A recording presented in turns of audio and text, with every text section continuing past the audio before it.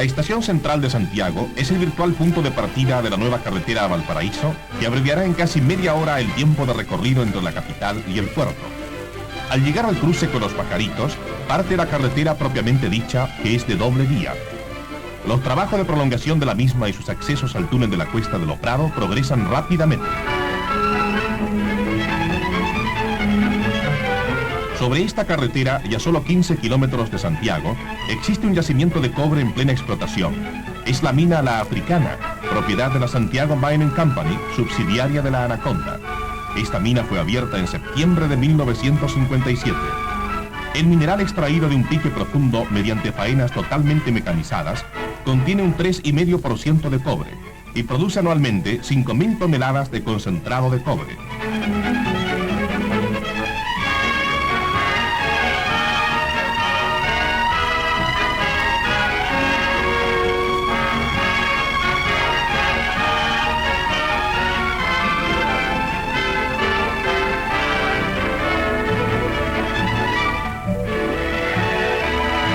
La Santiago Mining Company ha construido un campamento para sus 350 obreros y empleados con sus respectivas familias.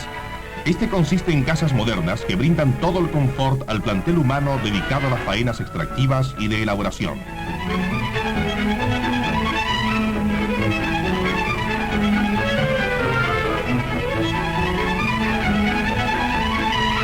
La población dispone de un retén de carabineros, una pulpería, un policlínico, un club social y una escuela primaria con matrícula para 200 alumnos.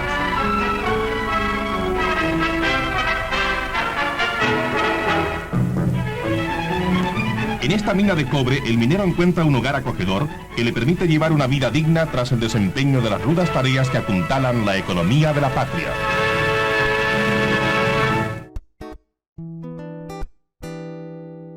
Viajando desde la Ruta 68 camino hacia el túnel Lo Prado, podemos observar las casas de las Lomas de Lo Aguirre. En ese lugar, hace más de 40 años, se llevó a cabo el proyecto minero La Africana, el cual en los años 70 terminó sus funciones, dejando así una arquitectura industrial y habitacional que hasta el día de hoy podemos ver. En plena explotación es la mina La Africana, propiedad de la Santiago Mining Company, subsidiaria de la Anaconda. Tuvimos la oportunidad de conocer a don Giovanni Flores, ingeniero eléctrico y empleado del proyecto Africana, que vivió por más de 10 años en el lugar. Nos cuenta parte de la historia y los rincones de este gran proyecto del que solamente queda la historia oral. Yo cuando llegué a La Africana, yo venía de Mining Company de la Anaconda, yo soy nacido y quedaba un resto en SUE, el teniente. Cuando la gente llegó en el 1952 y en el 54 se echó a andar, toda la gente que llegó como obrero a trabajar venía por SUE, le dijo, ¿quién se quiere ir a trabajar a la mina La Africana? Muchos optaron por bajar del frío a venir a trabajar a Santiago. Así, los primeros trabajadores eran de Mining Company de la Anaconda, del teniente. La empresa tenía todo. Tenía servicio en locomoción. Pulpería, que ahora son los supermercados. Colegio también. El colegio de la mina, el que le da la posibilidad de estudiar a todos los campesinos, tanto como de noviciado también. Y los de acá de la Pudahuel. ¿La gente del noviciado también iba a la escuela de...? También iba a la escuela de la Africana. Y teníamos policlínico y teníamos médico también. Teníamos 3 días médicos. En la semana 3 veces iba al médico. Y el practicante tenía residencia dentro de la población de la Africana. Vivía en La Reja y San Pablo. Entonces había locomoción que los traía todos los días los trabajadores. Y otros que vivían adentro como la emergencia, como mecánico, electricista, jefes de turno, todas esas cosas. Acompañamos a don Giovanni al sector de Lomas de Loguirre. Nos ubicó en cada lugar y nos familiarizó con la arquitectura de lo que fue la Villa Africana y el sector de explotación minera. Esta era la escuela y ahora está dividido por sectores. ¿Ah? Por eso digo yo, tenía primero y segundo piso. La africana, gente de noviciado y gente de Pudahuel. La asistente social. Al lado estaba el centro de madre. Era el departamento de contabilidad. Teníamos las oficinas generales de gerencia y teníamos el pagador. Ya. ¿Ah? De sueldo, todo ahí. Y en la mañana esta parte era el tarjetero. Uno pasaba, entregaba su ficha, le entregaban una tarjeta y le entregaban en el departamento que uno correspondía. Si yo era de maestranza, en la oficina de maestranza. Si yo era de la mina, a la oficina de mina. Y en la tarde uno pescaba, ya le pasaban el tiempo, la traía, la entregaba acá y le entregaba su ficha.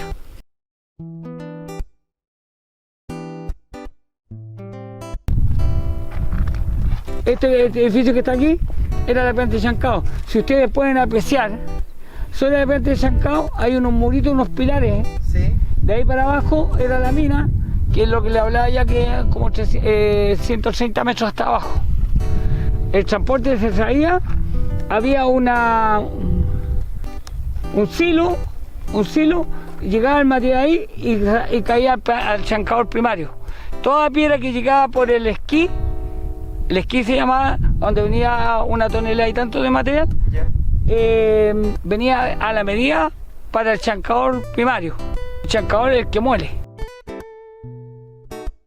Para el sector de Loguirre, no solamente se explotaba la extracción de cobre. En el amplio y fértil valle, que ahora vemos lleno de espinos, se usaba para la crianza de bovinos, para el pastoreo y futuros traslados de los animales hacia otras minas del país. En estas tierras vecinas al Gran Santiago se aunan dos riquezas básicas, la del cobre, ya destacada en una información anterior referente a la mina La Africana, y la ganadera, eje de esta información. Es de este criadero de la Santiago Mining Company de donde salieron los Hereford premiados, entre ellos el Gran Premio y el campeón nacido en el país.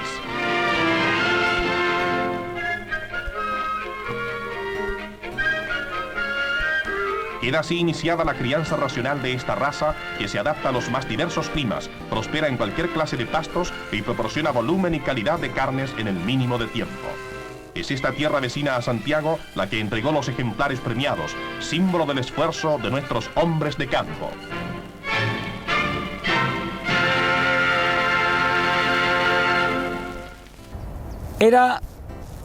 Acá se criaba ganadería. En el tiempo de la ganadería estos terrenos eran de Mining Company Anaconda. Aquí en el kilómetro, que ahora es el 15, tenían gente que vivía, los campesinos y a los alrededores, porque todo esto acá había muchas vertientes. Y las vertientes alimentaban las tomas de agua de los animales. Y la ganadería que se alimentaba acá era para embarcarla a Chuqui y a El Salvador. En esos tiempos, nosotros estamos hablando del año 54, 56. Y entonces de aquí se embarcaba a la calle Balmaceda en la estación Yungay. Se iban por tren, pero vivos. Todavía no habían caminos frigoríficos como la técnica que hay ahora. El fondo se componía de varios campesinos y de varios niños porque era población. La Sociedad Minera de Pudahuel, que es la africana, le colocaba locomoción para que los niños fueran a estudiar al colegio de la africana. ¿Ah? Le colocaba una locomoción en la mañana, una de huerta, porque era todo el día las clases. ¿Ah? Que fue el colegio, primero se llamó República Argentina y después Brasilia. No, el de acá de la africana. ¿Ah?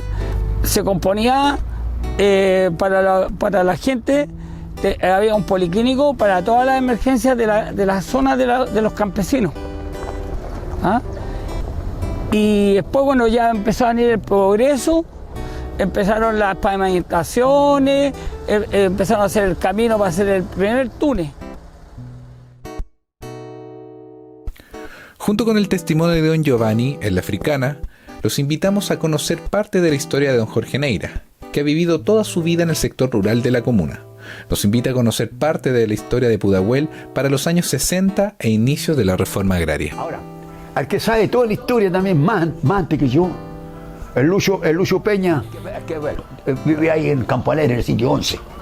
Ese hombre tiene como casi 98 años y tiene una mente nítida de un niño chico. ¿Se acuerda cuando era el dueño del fondo, como se hizo, que era el administrador, don Luis Melo, y se enamoró de la hija del italiano, y ahí pasó a leer ser el dueño, que fue dueño hasta el fondo de Las Lilas, hasta el río Mapocho, hasta la Laguna Carén. De allá, del aeropuerto que se llamaba el fondo de la Cortijuela, que ese camino salía derecho antes. De ahí era dueño hasta allá. Entonces le repartió cuando vendió para aeropuerto en el año antes del... Porque fue en el Frei Montalva en el año 67, fue inaugurado el aeropuerto nacional a 2 pistas. Ahí. Mucho antes ya tenía, él iba vendido ya, y le repartió a los hijos, le repartió a la señora Inés Melo, le dejó este establo aquí, a don Juan Melo le dejó ahí donde está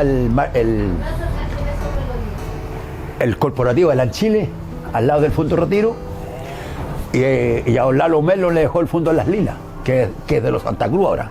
Cuando ya salió la Unidad Popular a circular, cuando el Allende le dio el algón al país, porque la reforma agraria la trajo Frei Montalva, pero no fue bien recibida por los grandes capitalistas y mucho analfabetismo que hay en aquellos años. ¿Me entiendes? Había mucho analfabetismo de esos años para atrás, del 69 para atrás, había mucho analfabetismo, papá, hijo, todo, porque aquí mismo, en la historia mía, de los casos míos, mi abuela tuvo 18 hijos, se le liberaron 15 y quedaron 3 vivos, o sea, 3 muertos. Aquí don Carlos Meneses, cuando ya las niñas mujeres de los inquilinos, las hijas tenían 12 años, y los hijos, los hombres también, venía a hacer reuniones aquí, porque aquí está el establo de don Carlos Meneses, papá del Carlos Meneses el chico, que fue ministro de Justicia año pasado. Este era un establo, aquí hay 1.200 vacas leche, y las casas personales donde estaba la escuela antigua ahí. Esa es la casa de don Carlos Meneses, Peralito. Entonces, venía don Carlos el día lunes, juntaba a todos los inquilinos, porque antiguamente tenían 10, 11, 12, 13, 14 chiquillos. Entonces, venía, le decía a don Carlos Meneses, oye, ¿cómo van tus hijos en el colegio? Van bien, pasón. Ya sabes leer, ya no los pongáis, no los mandéis más a estudiar, hombre. ¿Y por qué, pasón? Van a perder el tiempo. Pónganlo a trabajar, hombre. Y ya aquí, pues. A la hija mujer, que ya tenía 12 años, la traían aquí y se enseñaban a sacar leche a mano. Y a los hombres, a los cabros le ponían en un palo de coligüe, le ponían un clavo con una punta y daban vuelta a las bostas de las vacas, del guano de la vaca, lo daban vuelta al otro lado porque se secaba por un lado y por el otro lado le daban vuelta para que se secara, y después los mismos cabros en una carreta de lata cargaban las bostas y se las repartían a los inquilinos aquí para arriba, para cocinar, que antiguamente se cocinaba con bostas y con leña espino, porque el viejo era bien jodido para no jaques, cortaron los espinos, porque eran puros montes. Entonces de ahí vino la reforma agraria que la trajo el Frei Montalva, y si este fondo sacó 3ª categoría por la ley. 3ª categoría que no sirve para nada, pues no producía nada. Entonces los pajarones que hicieron de dirigentes sindicales, de comunistas en aquellos tiempos, de democracia cristiana, ¿cuál era el otro? El Partido Radical, que en aquellos tiempos, que el MIR y el MAPO no sonaban en el tiempo tampoco. Entonces le pusieron a los otros terrenos 400.000 pesos la hectárea. De ese valor tienen, desde el principio hasta ahora tiene valor. Estos no tienen UF, no tienen nada. Todos los terrenos más grabados, porque ellos ya sabían lo que venía para acá, porque el Frei Montalva, cuando inauguró el aeropuerto, el viejo, dijo: si a futuro este aeropuerto se hace chico, se amplía para el sector poniente, para acá, no para allá.